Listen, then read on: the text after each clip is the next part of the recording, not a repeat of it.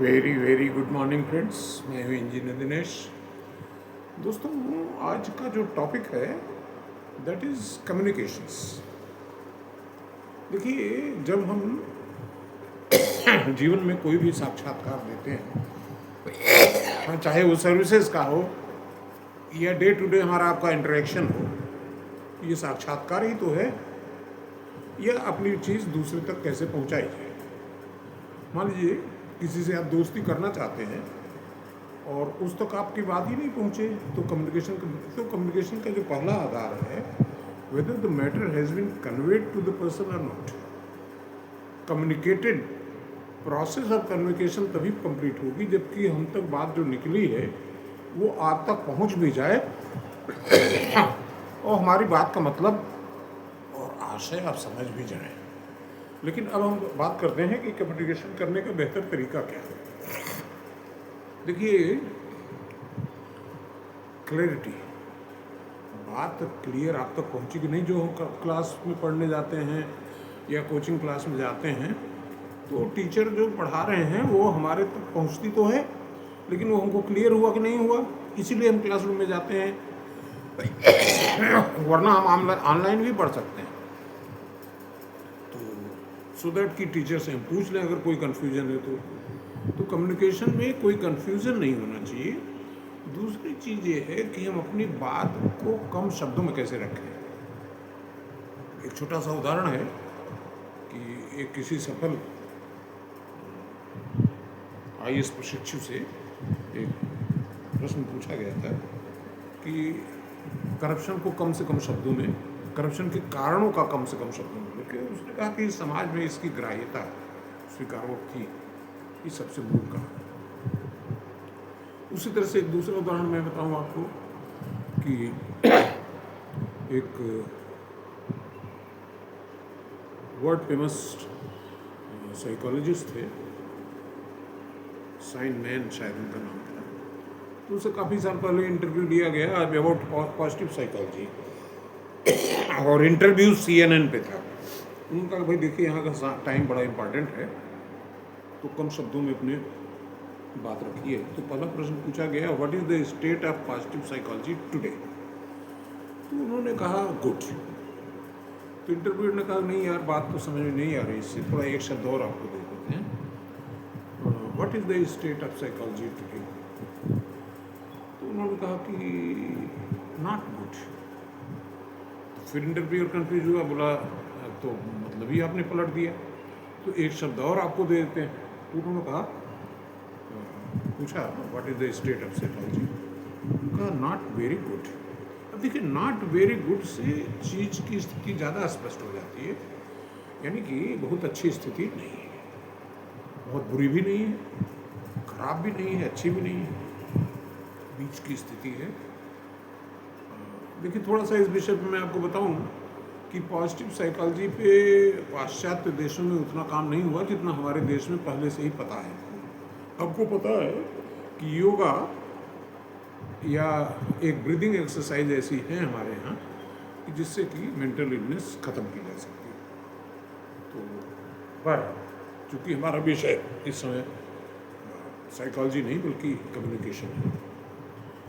दूसरा जो महत्वपूर्ण बिंदु ये है कि जो बात हमने आपसे कही वो आप तक पहुंची, क्लियर है कि नहीं है, ये हो गया, क्लैरिटी है कि नहीं। तीसरी ये है कि चीज़ों को कम शब्दों में कंडेंस करके कैसे कहें।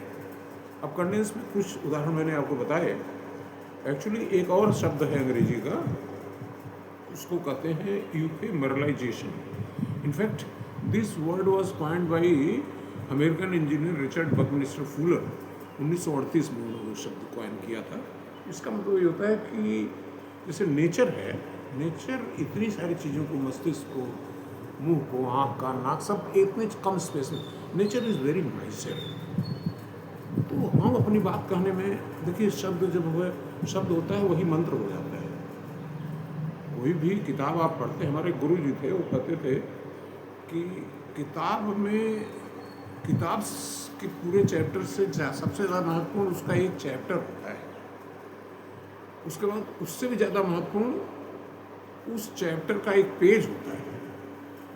और उससे भी ज़्यादा महत्वपूर्ण उस पेज का एक पैराग्राफ होता है, और उस पैराग्राफ से भी ज़्यादा महत्वपूर्ण एक उसका सेंटेंस होता है, और सेंटेंस से भी ज़्यादा महत्वपूर्ण एक शब्द होता है। तो शब्द महत्वपूर्ण है, शब्द ही मंत्र है, जैसा कि हमारे शास्त्रों में कहा गया है, मन से कहा गया शब्द ही मंत्र हो जाता है। तो हम चीज़ों को कैसे स्विच करें, इसके बहुत सारे उदाहरण हैं कि कम शब्दों में अपनी बात, जैसे मैंने आपको 2 उदाहरण दिए, एक तो IAS वाला इंटरव्यू का, दूसरा जो उदाहरण दिया कि साइकोलॉजिस्ट का इंटरव्यू। उस तरह से हमारे जीवन में इतने सारे उदाहरण। अभी देखिए, एक घटना हुई है पार्लियामेंट में, किसी हिस्टोरिक विषय पे किसी नेता ने भाषण दिया, उसने उसका विस्तार कर दिया। अगर वो सूक्ष्म में रहता तो शायद इतनी प्रतिक्रिया न आती। तो अच्छा, दूसरी चीज़ ये है कि सारा चीज़ों का निचोड़ तो हमारे शास्त्रों में, श्लोक में पहले से ही डिफाइन किया गया है। अगर ये श्लोक आप समझ लें तो इंटरव्यू समझ जाएंगे। सत्यम ब्रूयात प्रियम ब्रूयात न ब्रूयात सत्यम अप्रियम प्रियम च नानृतम एष धर्म सनातन। सत्यम ब्रूयात का मतलब देखिए, सत्य निष्ठा किसी भी सरकारी सेवा में जो सबसे ज़्यादा महत्वपूर्ण चीज़ होती है वो आपकी इंटेग्रिटी, सत्यनिष्ठा होती है। और इंटरव्यूअर सत्यनिष्ठा को कैसे टेस्ट करता है आपकी, कि आपके अंदर इंटेग्रिटी है कि नहीं। जब कोई सवाल पूछता है और आपको सही जवाब नहीं मालूम है, आप चाहते हैं ऐसे ही गेस करना, तो समझ जाता है कि this man is not very, ये झूठ को सच बनाने की कोशिश कर रहे हैं। वहीं पे आप रिजेक्ट हो जाते हैं। सत्यम ब्रूयात प्रियम ब्रूयात। एक दूसरा शब्द अंग्रेजी का मैं बताऊँ, वो है यूफेमिज्म। यूफेमिज्म का मतलब, जैसे somebody died, you can also say he passed away। शब्दों को, या जैसे एक शब्द पहले हम लोग इस्तेमाल करते थे बोलचाल की भाषा में, जिसको बदल दिया गया है, जैसे एक शब्द था विकलांगता, अब वो हो गई दिव्यांगता। और सच्चाई ये भी है कि जब प्रकृति, नेचर हमसे हमारा एक अंग कम करता है तो दूसरे अंग को ज़्यादा पावरफुल कर देता है, इसलिए दिव्यांगता कहने में कहीं कोई गलती नहीं है। तो चीज़ों को सत्यम ब्रूयात प्रियम ब्रूयात। प्रियम ब्रूयात का मतलब यूफेमिज्म, यानी कि ऐसे शब्द बोले जाएं जो एक्सेप्टेबल हों, जो हर्ट न करें दूसरे को। तीसरा क्या है, न ब्रूयात सत्यम अप्रियम, अप्रियम न बोल, ये भी यूफेमिज्म का ही एक पार्ट हो गया।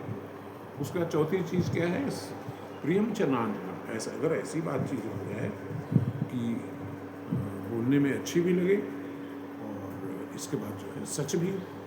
जैसे संस्कृत का दूसरा श्लोक मैं बताऊँ, हालांकि रेफरेंस टू द कॉन्टेक्स्ट नहीं है, कि जीवन के सुखों का वर्णन करते समय कि कौन व्यक्ति अधिक सुखी है, उसमें एक व्याख्या आती है, प्रियाच भार्या प्रियवादिनी च।